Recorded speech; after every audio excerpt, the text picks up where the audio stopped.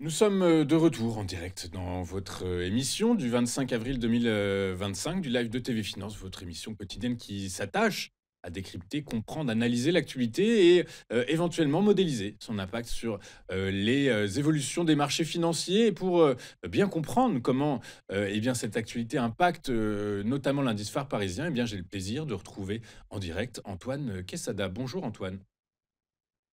Bonjour Louis-Antoine. Bonjour Antoine, merci d'être avec nous ce matin. Je suis ravi de vous retrouver. Vous êtes formateur et coach chez AQTS.fr. Antoine, est-ce que, alors sur fond de désescalade de la guerre commerciale entre les États-Unis et la Chine, sur fond de probable baisse de taux de la Réserve fédérale américaine, eh bien, les marchés s'emballent, les marchés rebondissent, le CAC 40 rebondit. Est-ce que selon vous, le rebond qu'on observe désormais depuis quelques séances est de nature à être pérenne selon vous? Je pense que le rebond qui s'est amorcé déjà il y a plusieurs semaines, suite à cette petite panique baissière provoquée par les dires de M.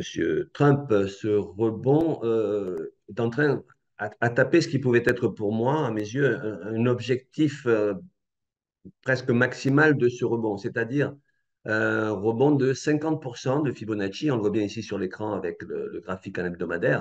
Vous voyez que la zone des 7510 points représente ces fameux 50% de Fibo. Et il y a déjà quelques semaines, je vous disais qu'à la suite de cette divergence haussière, je reviens à mon thème de prédilection, que sont la notion de divergence sur indicateur ou sur oscillateur. Cette divergence haussière ici, classique de retournement, bien qu'il ne s'agisse pas d'un retournement, puisque vous le savez, moi, depuis toujours, pour le moment, la tendance de fond reste haussière.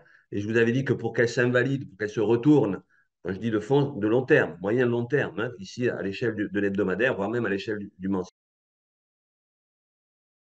les 7029 points pour vraiment retourner cette tendance. Donc, bref, la divergence haussière ici qui se traduit graphiquement par un segment en rouge ici qui est baissier sous la courbe des prix, hein, baissier sous les chandeliers japonais, alors qu'on est légèrement haussier sous l'indicateur. Vous voyez, c'est donc cette notion de divergence haussière traduisait le fait que très probablement on avait atteint momentanément, en tout cas, un plus bas. Hein, donc les fameux, enfin, les plus bas sur les 6764 points. Et depuis, effectivement, on rebondit. Et j'avais estimé ce rebond possible, potentiel, à 50% de Fibonacci, et on est en plein dedans. On est en plein dedans.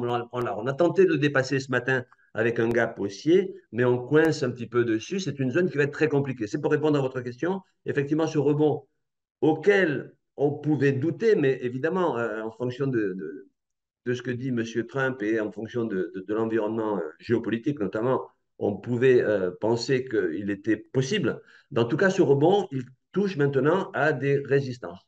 Donc, on va passer sur le graphique en journalier, on le verra mieux. Donc voilà, vous avez ici en rouge les restes de la divergence haussière qui a été tracée sur l'hebdomadaire. On voit bien les différents niveaux de Fibonacci. On a franchi à la hausse tout ce qui était support initialement lorsqu'on a fait cette cassure, cette baisse assez spectaculaire. Et comme vous le voyez un petit peu mieux ici sur l'écran, sur le graphique en journalier, on est sur cette zone des 7510 points. Alors on est au-dessus en fait, hein, puisqu'on a ouvert au-dessus avec un gap. Et on pourrait penser effectivement que suite à ce gap haussier, on pourrait éventuellement aller plus loin. Alors, ça n'est pas exclu. Encore une fois, ce rebond était probable. Moi, je l'estimais à 50% de Fibonacci, pardon. Mais avec le gap haussier d'aujourd'hui et avec les bonnes nouvelles qui semblent se confirmer, on pourrait estimer la poursuite du rebond sur la zone des 61,8. Et là, Louis-Antoine, vous êtes bien placé pour savoir que maintenant, un rebond de 61,8%, un retracement de 61,8% de Fibonacci en général, c'est une grosse, grosse, grosse résistance. Donc, je ne vais pas trop me mouiller. Je veux dire qu'on risque de naviguer dans les jours qui viennent entre les 50% sur lesquels nous sommes, on est même légèrement au-dessus, et les 61,8, c'est-à-dire entre les 7510 points et les 7688, qui pour moi serait une grosse, grosse résistance. Alors, quand les bonnes nouvelles arrivent, et vous venez de le dire, les bonnes nouvelles arrivent, on est tenté de se dire, ben voilà, puisque les bonnes nouvelles arrivent, le marché va monter, alors que lorsque les bonnes nouvelles n'étaient pas encore là, il y a eu des reprises, il y a eu un rebond du marché. Donc, ce que je veux dire, c'est que pour certains, ces bonnes nouvelles aujourd'hui pourrait être l'occasion justement de retirer les billes du marché, c'est-à-dire de profiter de ce rebond pour sortir du marché, c'est-à-dire pour vendre à un meilleur prix que si on l'avait fait il y a quelques jours, quelques semaines dans la panique. Donc voilà ce qui peut se passer d'un point de vue psychologique en ce qui concerne les investisseurs. Moi, j'invitais à la prudence ces dernières semaines. Je pensais que ce rebond jusqu'à 50% de FIBO était possible. On est en train de vouloir aller au-dessus. Ça me paraît assez difficile, mais pas impossible, hein, on n'est pas de 20. Donc voilà, je pense qu'on va naviguer entre les 7510 et les 7688 à minima, mais je suis persuadé que certains vont profiter justement de ce rebond, même si les bonnes nouvelles sont là, pour justement sortir prudemment, craignant des nouvelles répliques, je dirais, dans les jours, les semaines qui viennent, parce qu'avec Donald Trump au pouvoir, et c'est lui qui est aux manettes, et il est le mieux placé pour savoir ce que va faire le marché, puisqu'il l'influence très fortement. Oui, oui, je vous rappelle, alors là, de toute façon, alors effectivement, hein, dans le contexte actuel, les bonnes nouvelles de ce matin ne sont pas les bonnes nouvelles de ce soir, c'est quasiment certain. Ceci étant, je vous rappelle que ce matin, on a appris, et c'est ça qui nourrit la hausse des marchés aujourd'hui, on a appris que Pékin était en train d'amorcer une inflexion stratégique, puisque la Chine envisage d'exempter certaines importations américaines de droits de douane, certains droits de douane, je vous rappelle, pouvant atteindre 125%, et surtout, ce qui est important de noter, c'est que eh bien, une liste non confirmée de 131 catégories circule, incluant les produits chimiques ou bien encore les composants aéronautiques.